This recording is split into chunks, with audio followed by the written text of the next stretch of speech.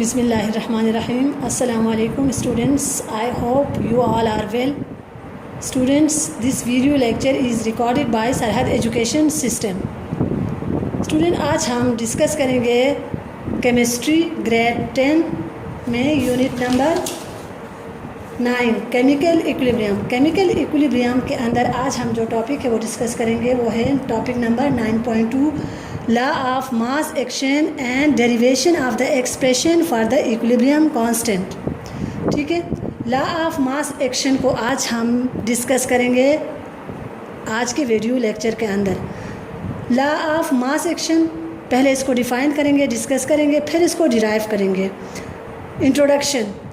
इन 1864 two chemist, दो Norwegian chemist आते हैं 1864 के अंदर, गल्डबर्ग एंड पेटर बेक propose the law of mass action.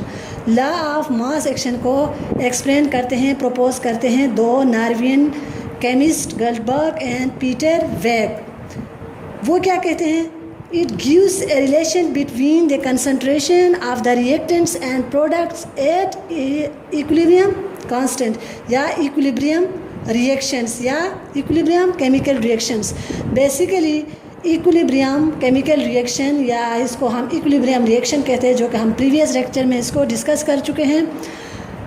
इसमें जो प्रोडक्ट और रिएक्टेंट्स की जो मोलर कंसंट्रेशन है इसको एक्सप्लेन करते हैं। इस लॉ को हम कहते हैं law of mass action. Statement, इस लॉ का स्टेटमेंट क्या कहता है? This law states that the rate of speed of chemical reaction is directly proportional to the product of the molar concentrations. Molar concentration को हम एक्टिव मासेस भी कहते हैं। ठीक है, molar concentrations of the reacting substances, यानी किसी भी रिएक्शन के अंदर, मिसाल तौर पर एक रिएक्शन हमारे पास A+B, इसमें रिएक्टेंट्स हमारे पास A+B हैं और ये रिवर्सिबल रिएक्शन है, प्रोडक्ट हमारे पास C+D है। ठीक है, लॉ ऑफ मास एक्शन क्या करता है? ये जो रिएक्टेंट साइट है इसके दरमियान और प्रोडक्ट साइट के दरमियान जो रिलेशनशिप है उसको एक्सप्लेन करता है। तो क्या कहते हैं? This law states that the rate of speed of chemical reaction is directly proportional to the product of the molar concentration, यानी जितने रिएक्टेंट्स होंगे उतना ही प्रोडक्ट बनेगा। ठीक है, क्या करता है? ये डायरेक्टली प्रोपोर्शनल है। रिएक्टेंट्स और प्रोडक्ट्स के मोलर कंसंट्रेशन के दरमियान डायरेक्टली रिलेशन है, यानी जितना ज़्यादा रिएक्टेंट यूज़ होगा उतना ही ज़्यादा प्रोडक्ट बनेगा। अच्छा, इसमें हमने कहा जो मोलर कंसंट्रेशन के लिए हमने टर्म यूज़ किया active mass.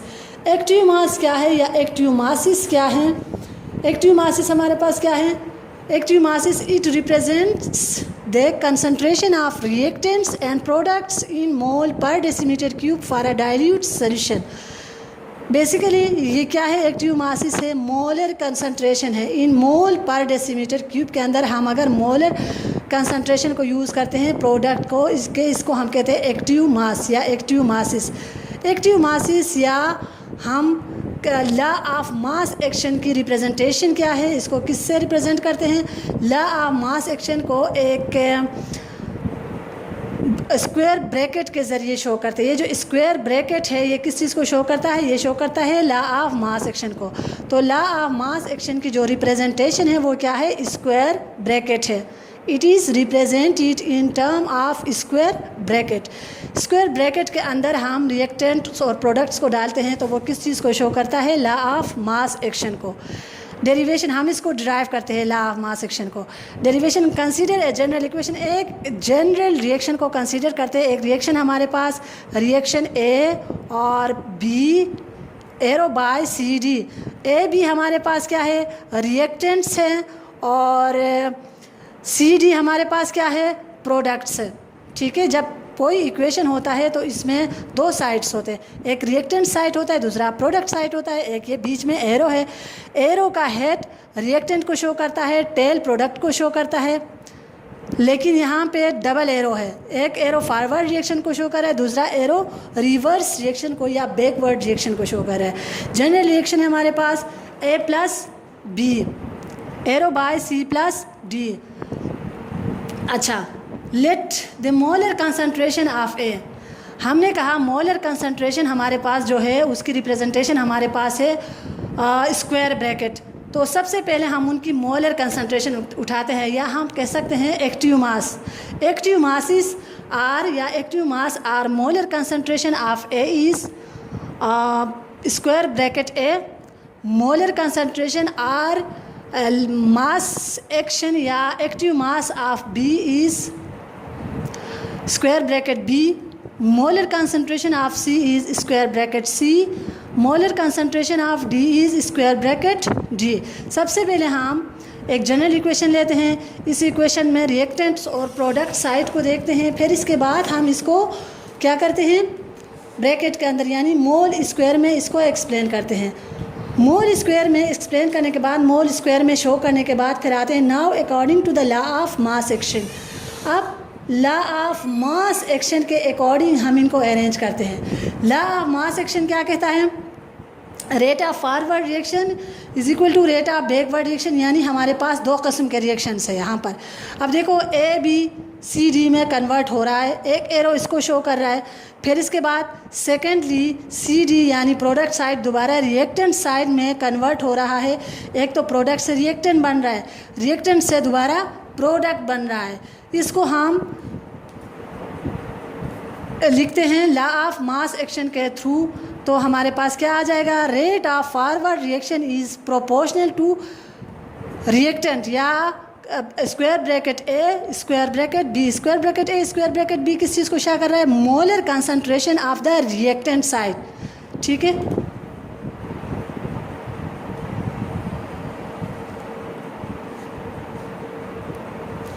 Molar concentration of the reactant side हमारे पास क्या है, R F. R F stands for rate of forward reaction, square bracket A square bracket B.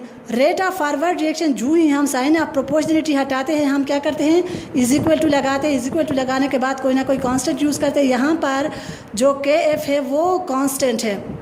क्या है, लॉ ऑफ मास एक्शन का जो कांस्टेंट है वो के है। F stands for forward reaction, R F rate of forward reaction is equal to constant of forward reaction bracket A whole bracket हमारे पास B.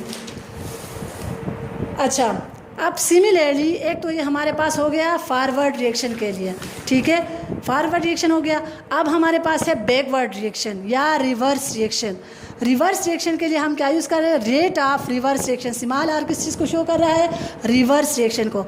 Rate of reverse reaction is directly proportional to concentration of C into concentration of D यानी product side. Concentration या molar concentration of C and molar concentration of D. यहाँ पे भी क्या करते हैं, साइन ऑफ प्रोपोर्शनलिटी को हटाते हैं तो इज इक्वल टू लगाते हैं, और इसी की जगह हम क्या यूज़ करते हैं, साइन ऑफ प्रोपोर्शनलिटी।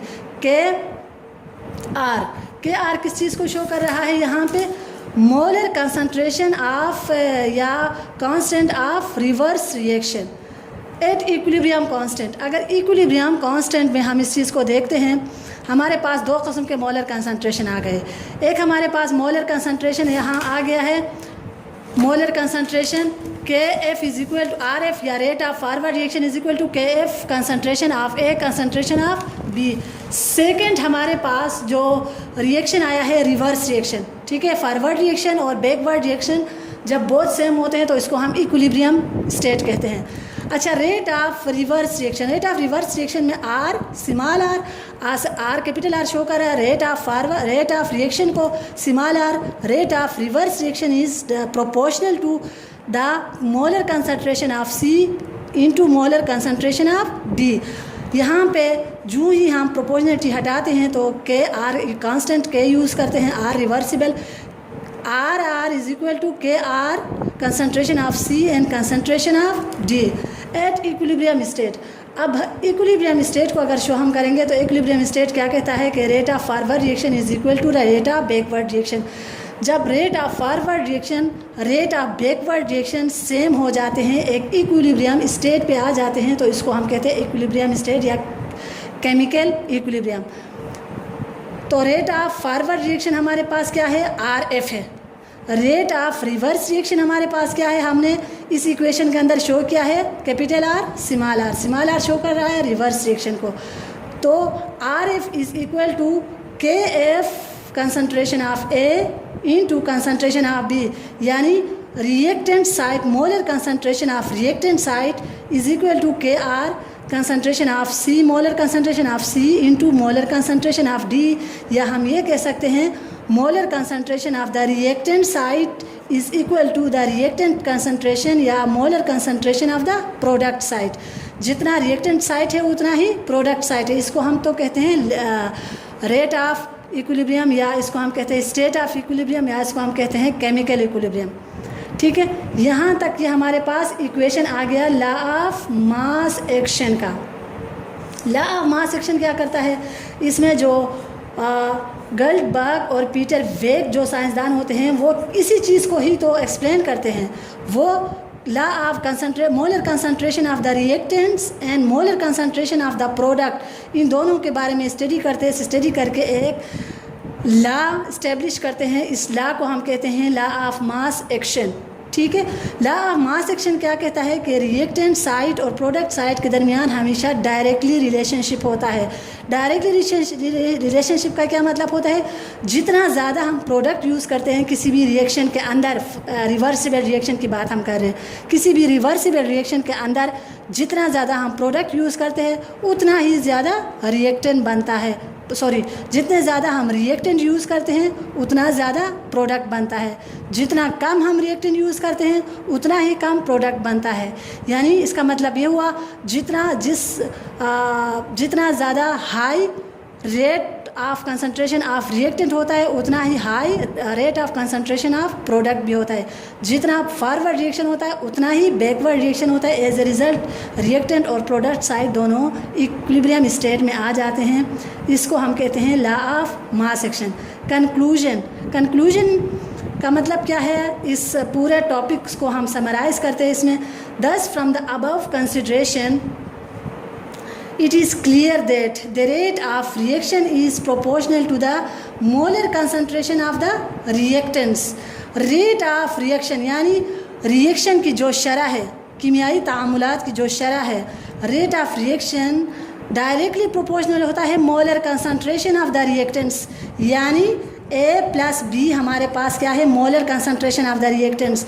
ये डायरेक्टली प्रोपोर्शनल है किसका, प्रोडक्ट का, C प्लस D। यानी जितना ज़्यादा हम रिएक्टेंट यूज़ करेंगे उतना ही ज़्यादा प्रोडक्ट बनेगा। ठीक है, लॉ ऑफ मास एक्शन किस चीज़ को शो कर रहा है, rate of reaction is proportional to the molar concentration of the reactants. यानी जितने ज़्यादा रिएक्टेंट्स होंगे उतना ही ज़्यादा प्रोडक्ट बनेगा। ठीक है स्टूडेंट्स, इस चैप्टर के नोट्स हार्ड फॉर्म में स्कूल से आपको मिल जाएंगे। फिर भी आपको अगर इस चैप्टर के अंदर या इन टॉपिक्स के अंदर कोई मसला हो जाता है तो कंसर्न व्हाट्सएप नंबर पे स्कूल के कंसर्न टीचर के साथ राबिता करके आप अपना प्रॉब्लम सॉल्व करवा सकते हैं। ओके स्टूडेंट्स, इस चैप्टर के नोट्स से फिर आप फेयर कॉपी में ख़ुद फेयर राइटिंग, नीट राइटिंग में लिख के नोट्स तैयार कर लीजिएगा। ओके स्टूडेंट्स, अल्लाह हाफिज़।